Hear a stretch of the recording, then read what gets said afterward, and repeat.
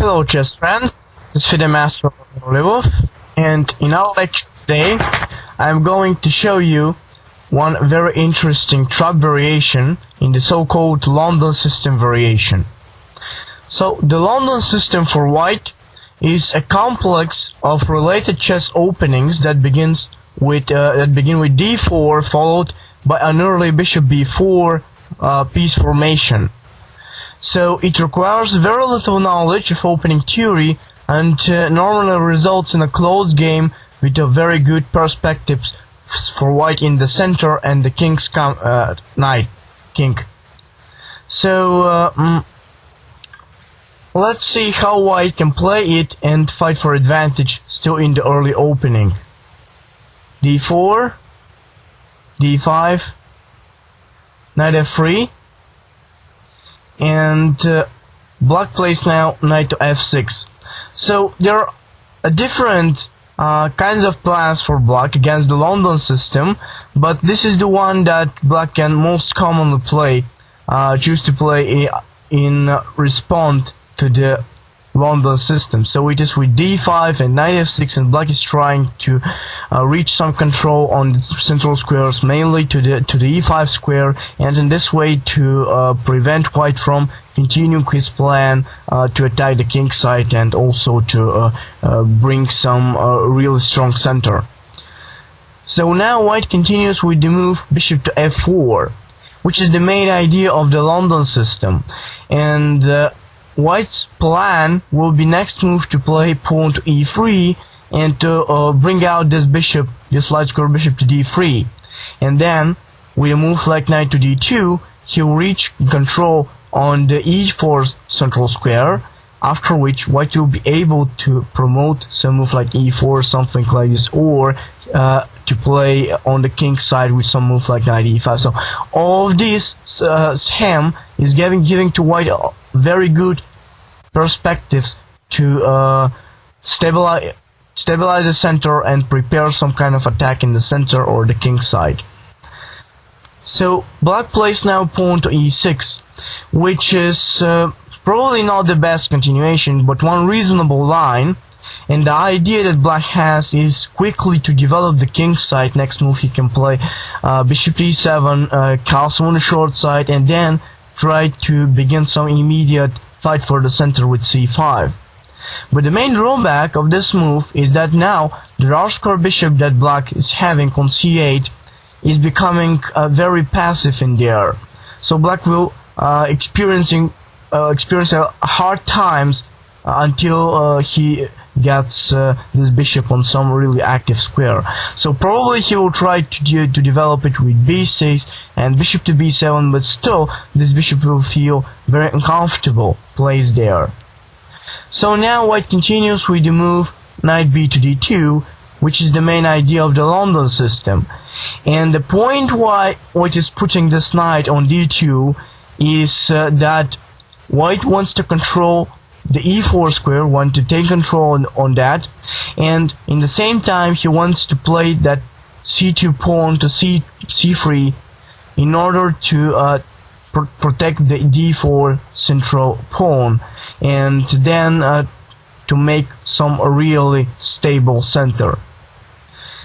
So knight b to d2, and now if black plays some move like pawn to c5, white is ready to continue with a move like pawn to e3, so there are no dangers in the center.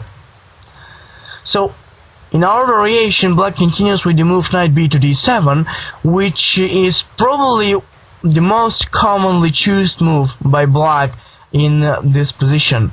And now the main idea that black has is to play pawn to b6, eventually to develop his light square bishop to b7, and black will be able to get a really very good control on the e4 square with his knight. So probably when he does that with b6, pawn to bishop to b7, and probably he finishes the development of the king side with bishop e7 and the short castle, he will get the possibility to continue with some move like knight e4, and all the black's pieces, the bishop and the pawn and the other pieces, will be ready for black to begin some good counterplay in the center, so white will feel somehow uncomfortable because he will have no enough pieces to take this knight or create some problems to black on that square.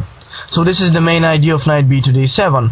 Another way to play for black here is pawn to c5, and when white plays pawn to e3, black can continue with the move knight to c6. And here this idea with b6 and bishop b7 will be worse for black, since that bishop will have no this effect to the e4 square. But another thing that it will be that this knight will have a good view on the center and mainly on the pawn on d4, and in the same time in some future middle game it will have a good perspectives to go on e7 and eventually on f5 or g6, so it's also a good plan. But I can say that knight b to d7 is more preferred move by the chess players.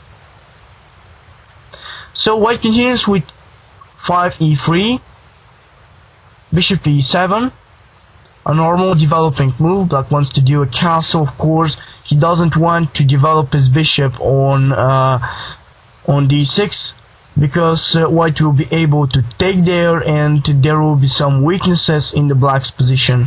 However, I can say that if black plays some move like bishop to d6, it will be a better idea for white if he doesn't take it. He simply continues with a move like bishop to d3, and the reason why it is better for white to do it is that if white simply takes now, black will be able to recapture this pawn and eventually in some time prepare pawn to e5 and build a strong center, so it will make pressure on the white's position, not only in the center but as a whole. And that's why it is better for white to continue with bishop to d3. And now if black chooses to take the bishop, to exchange these bishops, then white will be able to retake with his pawn, and then now there will be a very good outpost for the white's knight on e5. So some of the next moves, white can prepare to play c3, to do the castle, play knight to e5, and he will have a very good perspectives to develop some kind of very strong attack with g4 on something. So let me show you how exactly this can happen in the next couple of moves. So what, black plays c5, pawn to c3, black castles, white castles in return, pawn to b6, and white plays now knight to e5, making this knight really strong there, bishop to b7, and now a move like queen to f3 is possible. And you see now how passive looks this knight on d7 because he has no future. It will be a very bad mistake for black if he decides to take there, because white will simply retake with the f pawn, and then the bishop on d3 is simply very dangerous in that diagonal. And in the same time, if black chooses to do some move like rook e8 with an idea to eventually provide this knight to f8 and g6, white can simply continue with some another attacking move like g4, and in return of knight to g6 he could play even a move like h4, continuing the pawn storm attack, and in the same time in case of knight g6 white can play h5, and this is a very dangerous position for black. So it was a sample variation how the game may go if black decides to develop his bishop on d6, but it's all really dangerous to do because there are some real dangers in a normal and not dangerous looking position. So white plays a pawn to e3, and in our variation black chooses to develop his bishop on e7, which is a kind of a passive move because this bishop will additionally pressure the black's position. And now white simply developed the light square bishop on d3. Now black plays c5, and white continues with the move pawn to c3, just stabilizing the center and mainly the d4 pawn, and you see that now black has nothing in return as counterplay. Now if black chooses to take on d4, black is able to take either with C or the E pawn, and he will get a good play, but I can recommend to take with the E pawn, since the E file will be opened. So the white's counterplay here may develop in a couple of different ways. For instance, now if black castles, white can castle, and in case of some move like A6, he can play a move knight to E5, then prepare some move like queen F3, and begin the pawn storm attack with G4, and the black's king on G8 will feel very uncomfortable, not safe there. And I can say that white can choose to do another plan in this position. He can choose to do rook E1, rook E3, and eventually to transfer this rook to the first rank and to make some real threats to the black's king bastions. So for this reason, after the 7th c3 now, it's better for black to keep this c takes d exchange for some further moment, and in this way to make the less of the white's possibilities now impossible.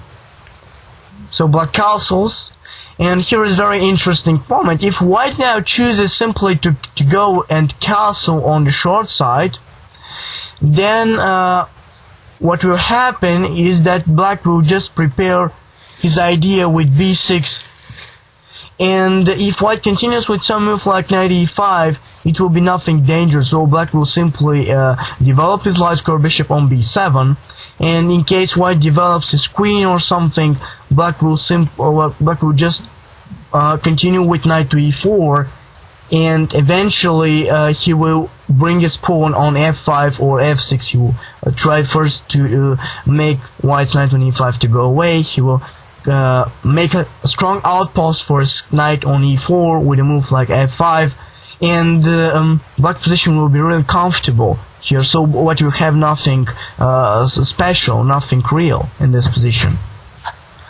So what white does after black castles is the move pawn to h4, and it's really very interesting move. And the main idea that white has with this move is to begin an immediate counterplay on the king side. So immediate attack on the black's king. And it seems like a ridiculous decision. Well, we know from the theoretical builds that we should not start any kind of attack until we don't reach a complete development, and this move seems to be out of these principles. But I can say that when the position is close and we have enough pieces prepared, and mainly when the opponent doesn't have anything to reply with, he doesn't have any concrete answers to fight our initiative, then it's a really good idea to begin some kind of attack like this, because he doesn't have ways to resist it. So after h4, if black simply goes with some move like h6 in order to stop white's pawn, then white is able to continue his attack with rook to g1, an idea of g4, and eventually g5. He will be able to open up some files, and the bishop from d3 will play its role. He will be a real danger piece on the black's position. So h6 is not a good idea to do for black, but what else? Well, the most obvious move can be to continue with the development of the queen side with a move like b6, and eventually to prepare bishop b7 and knight to e4. Anyway, it doesn't work so fast, and I can say that white's counter-attacking side is much more dangerous. So white continues with pawn to g4. And now, if black chooses to play bishop to b7, there is one dangerous idea that white will be able to promote. The idea is connected with g5, just making this knight to go away, or probably to go further. Well, now we see that knight to h5 will be really not a good move, because this knight will happen to be under attack in some of the next moves, so white will be able even to play some move like knight e5, and this knight will be attacked. So it's not a good idea to put it there, probably knight to e8, but then white will simply continue with pawn to h5, and some idea of g6 will happen possible. This is not a good idea also, and the most obvious decision that black could choose now is knight to e4. And what will happen after knight to e4? Well, white simply attacks it, and after black chooses to continue with pawn to f5 in order to defend this, because you see now to play knight takes d2 is impossible because of the in-between check with bishop takes h7. So black has to protect it. White simply takes on f6, and when black retakes, there is a very strong move, knight to g5, just attacking the knight on e4 with 4 pieces now, and black has only freed the bishop, the pawn, and knight protecting it, so black will lose some material.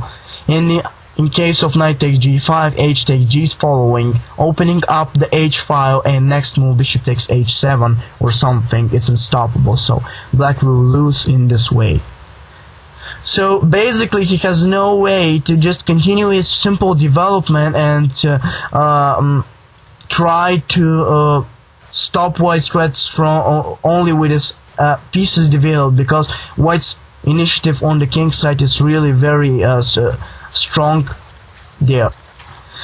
So what black has to do is now to accept the pawn sacrifice with knight takes g4, simply because there is nothing else what he can do. But what happens now is that white continues with bishop takes h7, and after king takes h7 it follows knight to g5 with a check. Now you see black's king is checked and the queen on d1 is looking to the g4 knight. So black has no way to take that knight, since after h takes g5 black's king is checked, and now white has queen takes g4 next move, and probably this queen will go to the h file and mate the black's king. So after knight to g5, black is forced to go back on g8, and white is simply taking the knight there. So what is this position? Well, I can say that it is a really dangerous position for black. You see, the idea of white's next move to go with the long castle, the g file is already opened, and after white castles on the long side, he will be able to go rook d to g1 to connect the other rook to the attack, probably to go further with the 8 pawn h5 and h6, and black's king will get mated soon. So black has to take some defensive actions against the white's continuing attack. One way is to do with e5, in order to use the unpleasant position of the white's queen on g4 now.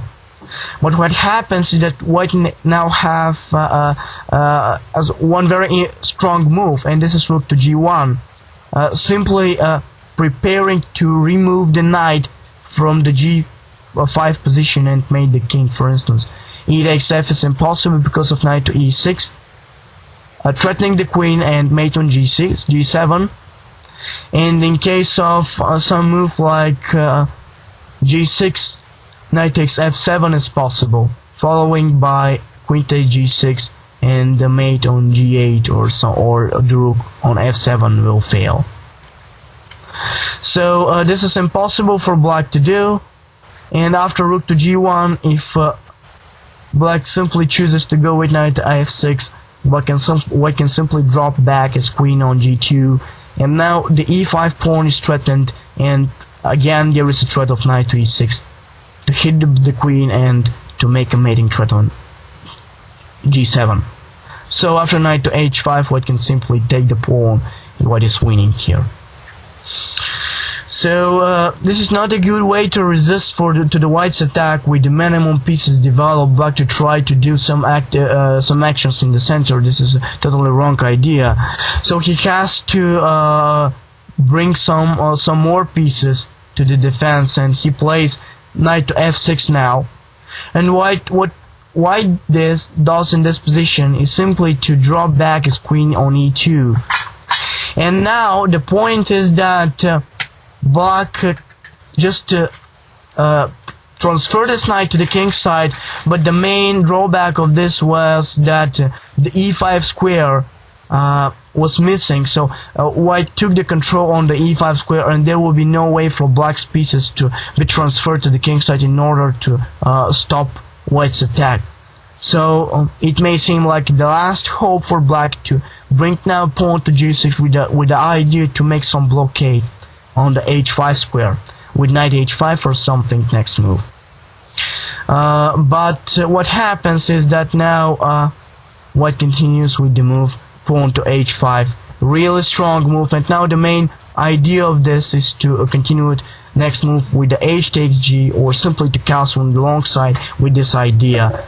And black has nothing to do, absolutely nothing that he can resist to the black's idea. So if black takes on h5, it's really beautiful how white can finish this attack. He can continue with the rook takes h5, and after g takes h, queen takes h5 is possible. Now mating the immediate threat of queen h7 with a mate, and black cannot save the mate, because after rook e8 there is queen takes f7 following by queen h7, and the mate is obvious again. So bishop takes g5 is the only possible continuation to remove the dangerous knight, but white is able simply to retake this, and now the black's queen is on the air now, the d8 position, so it's threatened. And now if black simply chooses to play a move like queen c7, white can simply go bishop to f6, making the threat of queen to h8 with an immediate mate possible, so black is losing. And in order to prevent it, black should play pawn to f6. What happens now is that the g6 square is available for the queen to go with a check.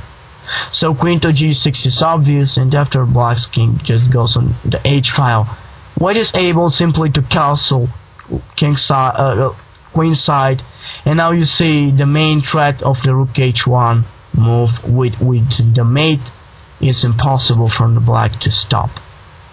So this whole variation is a really interesting one, and when I first looked at this variation, it was really fantastic for me to see how white is pushing his pawns from the king side on the early 8 and 9 moves, and this kind of diversion is transferred to a really dangerous and deadly attack to the black's position. But it's really a good line for white, and this trap can be used even against very experienced players, and I can say even against some chess masters that are playing with black and doesn't know the exact ways how to face the London system. So this is one of the trap variations of the London system, and how you can crush your opponent with white if he has no idea about this. So thank you very much, and see you next time.